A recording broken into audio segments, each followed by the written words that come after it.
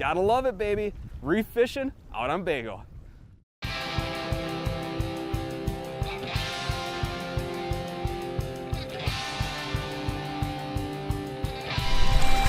Oh my God. Walleye on the cane. Look at that. Oh, just a haul. I gotta tell you, I am pretty darn stoked for this video here because we are out on the hard water here on Lake Winnebago. Big old paper mouth right there. Oh guys, we sure have worked hard here for this fish.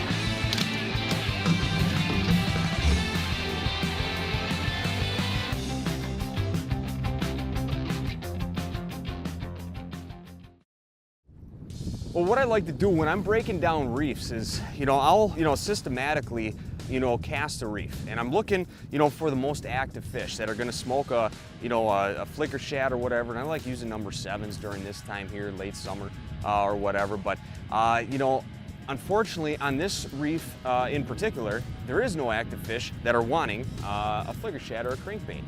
So what we're gonna do is we're gonna break this down even more, and we're gonna slow down the presentation, pull out the jig and the crawler, and systematically approach this reef here.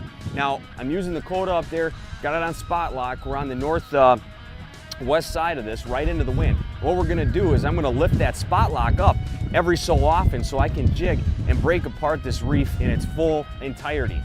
So again, we didn't have any of the action on the cranks, so now I'm downsizing, slowing it down, and hopefully we'll get hooked up with one of these fish.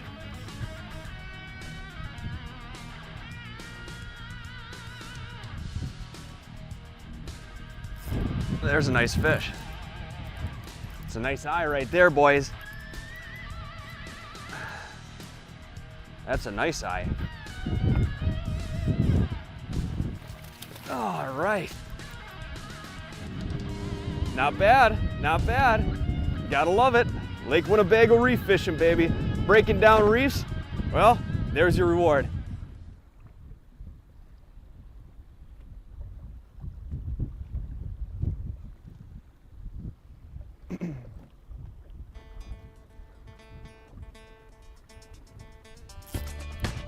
That's a nice fish. Nice fish. Nice eye. Another nice eye, another quality eye. I have to get the net for this one. All right. About a 15 and a half. Can't beat that. Woo, baby. A reef to yourself out on Winnebago.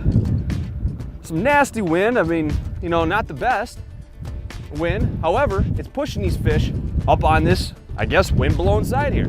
So again, don't automatically jump to the wind-blown side because we were out a little further, and these fish are relating more so on the top of the structure here. And well, by slowly breaking it down, we're able to put fish in the boat and get these fish to turn on. They didn't want the crankbait, they wanted the jig and the crawler, and well, that's what we're giving them.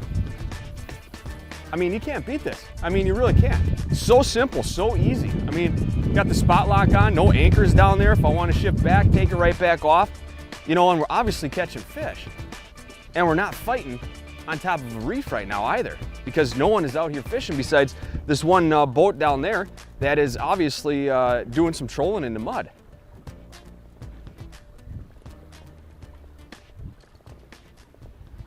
There's another fish. Look at that. Another nice fish. Man. Gonna need the net again for this one. You can always feel just such, ooh, yeah, that's what we like. That one got hooked on the side. It's not as big as I thought, but about a 14 and a half. Another quality, nice eater right there. Gotta love it, baby. Reef fishing out on Bago. This is a very small fluorocarbon leader, all right, with a barrel swivel on the braid. I love using braid when I'm jigging out here, all right? But this is the smallest leader I've ever used, okay? Usually I like to have at least 14, 16 inches on there, and we got about an 1/8 ounce jig, but you can see how straight it is, in line with that eyelet. What I'd like to do when I'm jigging here is I'll just twist this just to offset it just a little bit. So now I know it's hard to see, but there is a little tiny offset. And I like that for hookup percentages. I really do. I think that little bit of an offset makes a huge bit of difference. Sometimes you can hardly notice that offset, but just a little tweak makes a huge difference when you're out here and hoping to hook up with these fish. Just to, you know, if it gets crooked in your beak or something like that, you know, just offset that hook just a little bit, you'll put more fish in the boat. Badger Sportsman Magazine, the premier outdoor magazine, published in Oshkosh and written by Wisconsin sportsmen for Wisconsin sportsmen. Get the most out of your time in the woods or on the water. Subscribe to Badger Sportsman Magazine today, the premier outdoor magazine. Badger Sportsman Magazine. Just taking a chunk of crawler here, this tail end section of a crawler, threading it right through the vent of the crawler, coming right back out, and creating a nice little, I guess, morsel for these walleyes. Let's cast this one out. I think this one's a guaranteed fish, but time will tell.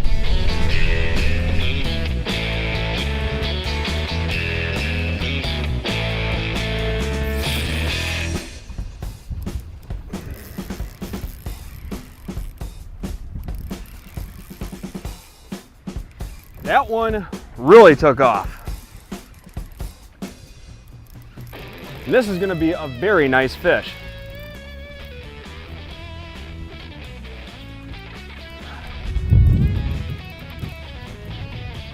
Very, very nice fish. Oh my. Oh, there we go. All right. Look at that, guys. Another awesome fish right there. That one's all 17 and a half. Just come on in, say hello. I'll let you go. Oh, is that a fish? Oh yeah.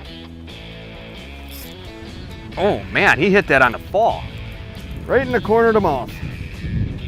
Yeah, about a 13. 12 and a half, 13? Yeah, definitely 13, I'd say. Yeah. Thanks, little guy. Been seeing a lot of your guys' pictures. Awesome.